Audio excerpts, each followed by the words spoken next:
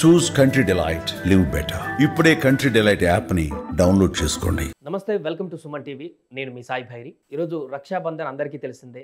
ఈరోజు అక్కలు చెల్లెళ్ళందరూ వారి యొక్క సోదరులకు రాఖీలు కట్టి వారి యొక్క ప్రేమను వ్యక్తపరుస్తూ అన్నా చెల్లెళ్ళు అక్కా తమ్ముల యొక్క అనుబంధాన్ని వ్యక్తపరిచేటువంటి దినం. గత 2 రోజుల క్రితం ఇదే ఒక రక్షాబంధానికి సంబంధించినటువంటి ఒక అంశం వైరల్గా మారింది. ఖమ్మం జిల్లా కూసుమంచి మండలం కిష్టాపురం వద్ద తన తమ్ముడు మరణించినటువంటి సందర్భంలో ఆ బాధను తట్టుకోలేక రక్షాబంధానికి 2 రోజుల ముందు తన తమ్ముడు మరణించినటువంటి సందర్భాన్ని జీర్ణించుకోలేక ఒక అక్క తన తమ్ముడికి పాడ మీదే రాఖీ కట్టినటువంటి వీడియో వైరల్గా మారింది.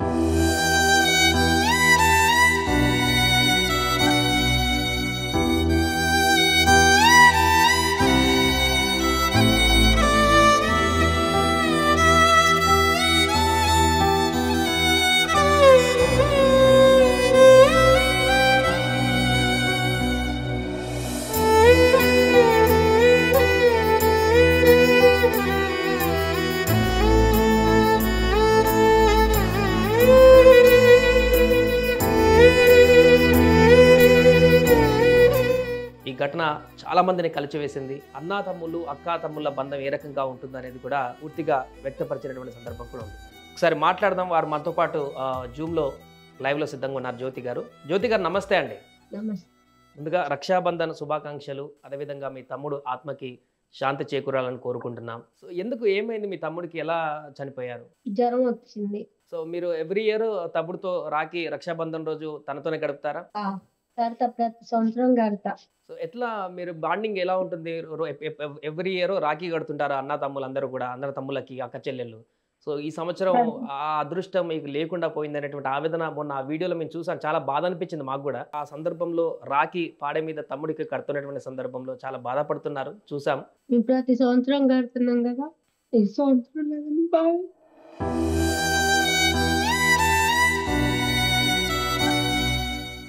జ్యోతి గారు, అంటే మీ తమ్ముడు అంటే అంతకుముందు అనారోగ్య సమస్యలు ఉన్నాయా? అంటే ఏమన్నా ముందు అనుకున్నారా ఇలా జరుగుతుందని ఏమన్నా అనుకున్నారా? అసలు ఏమీ అనుకోలేము. మీతో పాటు ఇంక 2 అక్క చెల్లెలు కూడా కట్టినట్టున్నారు. వారు కూడా మీ ఓన్ సిస్టర్సేనా? చాలా మంది ఉన్నారు అక్క చెల్లెలు. అచ్చా, ఒకటే తమ్ముడా మీ అందరికి? సో మొత్తం ఇంకా మిగతా 3 కూడా కట్టినట్టున్నారు ఆ రాఖీ మొన్న? అందరు కట్టిరు, ఇవన్నీ కట్టిను.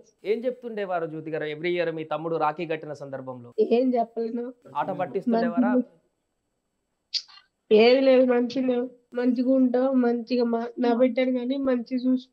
అంటే ఎవ్రీ ఇయర్ మీరు రాఖీకి ఇంటికి వచ్చినప్పుడు, లేకుంటే మీ తమ్ముడి దగ్గరికి వచ్చినప్పుడు రాఖీ కట్టిన సందర్భంలో ఏ విధంగా ఇద్దరి మధ్య బాండింగ్ ఉండేది? ఆయన ఏం చెప్తుండేవారు, మీరేం చెప్తుండేవారు? మేమిద్దరం మంచిగా ఉంటాం. మా అమ్మ చిన్నప్పుడే చచ్చిపోయింది, మా నాన్నకి మైండ్. చిన్నప్పటి నుంచి మీ తమ్ముడిని మీరే చూసుకున్నారా జ్యోతి గారు? మేమే చూసుకున్నాం. ఓకే, ఎంతవరకు చదువుకున్నారు తమ్ముడు? చదువుకోలేదు. ఓకే, ఏం వర్క్ చేస్తుంటారు? 7 వరకు చదివిండు, ఇక పనికి వెళ్ళిండు. తర్వాత ఎంత వయసు ఉంటుంది జ్యోతి గారు తమ్ముడికి? 25. ఊర్లోనే పని చేసుకుంటూ ఉంటారు. అంటే ఎంతకాలం నుంచి అనారోగ్య సమస్యలతో బాధపడుతున్నారు? అంటే ఎప్పుడు లేదు అసలు, ఈ మధ్యలో మొన్న వర్షం అప్పుడే. ఇక అచ్చా, అంతకుముందు ఏం సమస్యలు లేవు? ఎలాంటి అనారోగ్య సమస్యలు లేవు? ఏం లేవు అసలు. మంచిగానే ఉండి ఇక హ్యాపీగా ఉండేది. వర్షంలో తడిసి ఫీవర్ వచ్చింది. అచ్చా, జ్వరం పెద్దగా అయిపోయి ఇలా అయిపోయింది. చివరికి ఎప్పుడు మాట్లాడారు మీతోటి? ఖమ్మం పోయినాక మాట్లాడారు హాస్పిటల్లో. ఏమన్నారు? మేము అక్కడికి వెళ్ళాము కానీ ఇక లాస్ట్ మన నాన్నకు అన్నం పెట్టు, మంచిగా చూసుకున్నా అన్ని, నేను తిరిగి వస్తాను రాను, జాతకణాలు పడిపోయినాయి. మీరు ఒకసారి అసలు ఏం జరిగింది, ఎలా చనిపోయారు తను, ఇదంతా ఎలా జరిగింది? 4 రోజుల వ్యవధిలోనే ఇంత అంతకుముందు ఏమైనా అనారోగ్య సమస్యలు ఉన్నాయి కావచ్చు అని అనుకున్నాం, కానీ ఇప్పుడు తను చెప్పిన దాని ప్రకారం చూస్తే ఏం అనారోగ్య సమస్యలు లేవు, మొన్న జ్వరం వచ్చి చనిపోయారని చెప్పేసి అంటున్నారు. అసలు ఏం జరిగింది? ఏం లేదన్నా, మామూలుగా ఇప్పుడు రెయిన్ సీజన్ కదా, 20 డేస్ నుంచి వర్షాలు వస్తున్నాయి బాగా. ఓకే, ఆ వర్షం రావటం వల్ల విలేజ్ లో ఏంటంటే ఇంకా చెరువులు అలుగులు పడతాయి కదా, ఏదో పిల్లలు సరదాగా ఫిషింగ్ పట్టుకోవటానికి అని అట్లా వెళ్తుంటారు కదా. అవునవును, అలా వెళ్ళారు, ఫ్రెండ్స్ తో వెళ్ళి బాగా తడిసాడు అనమాట. ఒక 7 hours 4 hours దాకా తడిసాడు బాగా. తడవటం వల్ల ఏమైందంటే మామూలుగా ఫీవర్ వచ్చింది. ఫీవర్ వచ్చినా కూడా ఆడికి ఏమి ఎఫెక్ట్ అనిపించలే, యాక్టివ్ గానే ఉండు.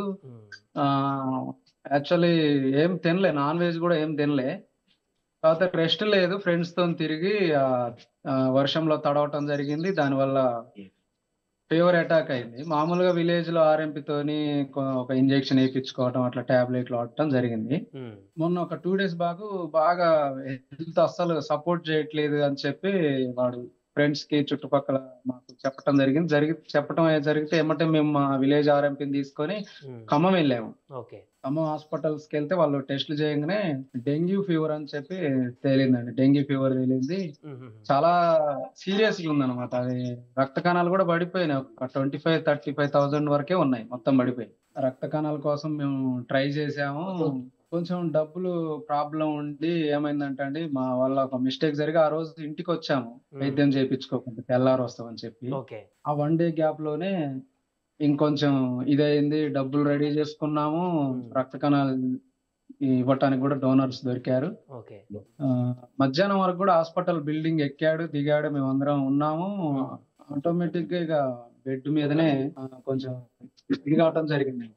బెడ్ మంచం మీద, హాస్పిటల్ బెడ్ మీదనే ఇది జరిగింది. అంతకన్నా ముందు రోజు డాక్టర్ గారు ఏమన్నారంటే, మీరు ఎమర్జెన్సీ చేయించుకోవాలండి వైద్యం, ఈ బాబుకి అంత బాడీకి అంత ఎక్కేసేసింది, అది ఫీవరు, డెంగ్యూ ఫీవరు అని అన్నారు. కొంచెం అక్క రావటం కూడా మేము అందరికి చెప్పాం. వాళ్ళ అక్క బావ కూడా వచ్చారు. చిన్నతనంలోనే వాళ్ళ అమ్మ చనిపోవటం జరిగింది. ప్లస్ వాళ్ళ నాన్నకి కొంచెం మైండ్ పని చేయదు. అంటే ఇంక ఇంట్లో వాడు ఒక్కడే ఉంటాడు అనమాట. వాళ్ళ నాన్న వాడు కొంచెం తల్లి తోడు లేదు. అక్క వేరే ఊరు ఇచ్చాం కాబట్టి మ్యారేజ్ చేసుకొని వెళ్ళిపోయింది. సో ఏంటంటే వాడికి ఒక 1 week 10 days నుంచి కూడా జ్వరం ఉందండి. ఒంట్లో ఉంది కానీ బయట పడలే. వాడు అంత క్షీణించే స్టేజ్కి తాలే. క్షీణించే స్టేజ్కి వచ్చి మేము హాస్పిటల్ తీసుకుపోయేసరికి మాక్సిమం 70% బాడీ మొత్తం ఇదైపోయింది ఆల్రెడీ.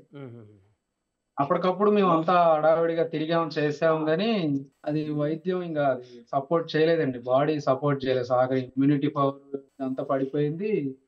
అప్పటికి మేము రక్త కణాలు కూడా ట్రీట్మెంట్ స్టార్ట్ చేసాం. ట్రీట్మెంట్ నడుస్తుంది. ట్రీట్మెంట్ స్టార్ట్ అయింది. రక్త కణాలు ట్రీట్మెంట్ స్టార్ట్, సెలైన్స్, జ్యూస్లు అవన్నీ ఫార్మాలిటీస్ అన్ని చేస్తున్నాం. కానీ ఇంకా హాస్పిటల్ బెడ్ మీదనే అది తుది శ్వాస విడవటం జరిగింది, చనిపోవటం జరిగింది. తర్వాత మేము ఇంకా మిగతా ప్రాసెస్ హాస్పిటల్ మాట్లాడి డెడ్ బాడీని ఊళ్ళోకి తీసుకురావటం జరిగింది. సో అక్కడ అక్కలందరూ కూడా దాని తర్వాత రాఖీ కట్టినట్టున్నారు. అవునండి. అంటే ఇప్పుడు ఈ జ్యోతి మెయిన్ సిస్టర్ సొంతం, మిగతా వాళ్ళంతా వాళ్ళ కజిన్స్, వాళ్ళ బాబాయ్ పిల్లగాళ్ళు, పెదనాన్న పిల్లగాళ్ళు, అలా మళ్ళీ మొత్తం కజిన్ సిస్టర్, మొత్తం ఒక 10 members ఉంటారు. ఇక ఆ రోజు అదే గండి లాస్ట్ తెల్లారితే ఇవాళ రాఖీ కదా అంటే మొన్న జరిగింది కదా, ఇక మళ్ళీ మేము మా అన్నయ్య కట్టలేము చేయలేమని చెప్పి వాళ్ళందరూ ఆల్రెడీ కొని పెట్టుకున్న రాఖీలన్నీ ఇంకా ఆ రోజు అక్కడ శ్మశాన వాటికలో రాఖీ కట్టడం జరిగిందండి. చాలా అందరూ ఎమోషనల్ కూడా అయినట్టున్నారు. ఆ విలేజ్ కు వచ్చినట్టు, ఆ విలేజ్ లో ఉన్నటువంటి స్థానికులు. అవునండి. వాడికి ఫ్రెండ్ సర్కిల్ ఎక్కువ, యూత్ బాగా ఎక్కువ ఫ్రెండ్ సర్కిల్. నేను కూడా వాళ్ళ పక్కింటి అబ్బాయిని, నాకు తమ్ముడు అవుతాడు వరుసకి.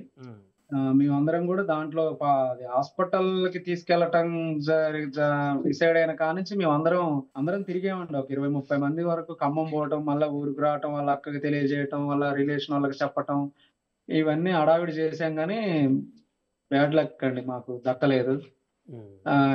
25-26 సంవత్సరాల ఏజ్, అసలు ఏమి అనుభవించలేదు, ఏం లేదు. ఎవరికి అన్యాయం చేసినోడు కాదు, మంచోడే. పొక్కులేని ఆపరేటర్ గా జీవనోపాధి చేసుకుంటానండి. జ్యోతి గారు, ఈరోజు రక్షాబంధన్, ఈరోజు మీ తమ్ముడు మీతో పాటు లేడు. చాలా చింతిస్తున్న విషయానికి సంబంధించి. కానీ ఎంతోమంది ఇలాంటి అక్కలకు, తమ్ముళ్ళకి మీరు మొన్న చేసినటువంటి రాఖీ కట్టినటువంటి సందర్భం చాలామంది గుండెల్ని కలిచివేసింది. సో ఈరోజు అన్నదమ్ములకు సంబంధించి, అక్క తమ్ముళ్ళకు సంబంధించినటువంటి రక్షాబంధన్ సందర్భంగా వారందరికీ ఏం చెప్తారు? మీ తమ్ముడు లేనటువంటి సందర్భంలో కొంత బాధాకరంగా అనిపిస్తుంది అందరికి కూడా, కానీ ఈ రక్షాబంధన్ సందర్భంగా ఏం చెప్తారు? నాలాంటి అక్క చెల్లెలకి కోరుకుంటా.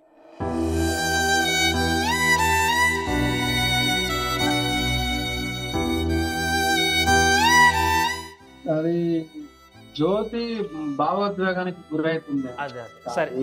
మాట్లాడలేకపోతుంది, ఆమెకి మాటలు రావటం లేదు. ఎవరం వచ్చినా ఎవరం కలిసినా మమ్మల్ని చూసి ఏడుస్తూనే ఉంది. నేను జ్యోతికి అన్నయ్యనే అయితా. ఎవరికి అంటే ఓన్ తమ్ముడు ఇక లేడు. అంటే ఇప్పుడు జ్యోతి కూడా వాళ్ళ బాబాయ్ పిల్లగాళ్ళకి, పెదనాన్న పిల్లగాళ్ళకి కట్టుకోవాల్సిన పరిస్థితి ఈ రోజు. ఇక నెక్స్ట్ ఇయర్ నుంచి అసలు ఇక నాకు తెలిసి ఇంకా వస్తుందో రాదో కూడా తెలియదు ఈ ఊర్లోకి. ఇప్పుడు ఎట్లాగో ఊర్లో ఉంది కాబట్టి కడతది, ఇప్పుడు మామూలుగా కడతది. కానీ రైట్ బాగా బాధ మాత్రం ఉంది సార్, బాధ బాధ. రైట్ థ్యాంక్ యూ రాంబాబు గారు, థ్యాంక్ యూ జ్యోతి గారు. బాధపడకండి.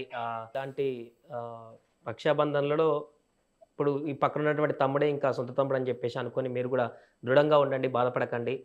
తమ్ముళ్ళు లేని లోటు ఎవరు తీర్చలేరు, కానీ ఇంకా ఆ దేవుడు అలా చేశాడు కాబట్టి ఏం చేయలేం. రైట్ థ్యాంక్ యూ జూమ్లో మాతో పార్టిసిపేట్ చేసినందుకు. ఇది కూసుమంచి మండలం కిష్టాపురంలో మొన్న జరిగినటువంటి సంఘటన. సొంత తమ్ముడు మరణించినటువంటి సందర్భంలో పాడెపైన రాఖీ కడుతూ వారి యొక్క ఆవేదనను వ్యక్తపరుస్తున్నటువంటి అక్కా చెల్లెలకు సంబంధించినటువంటి అంశం.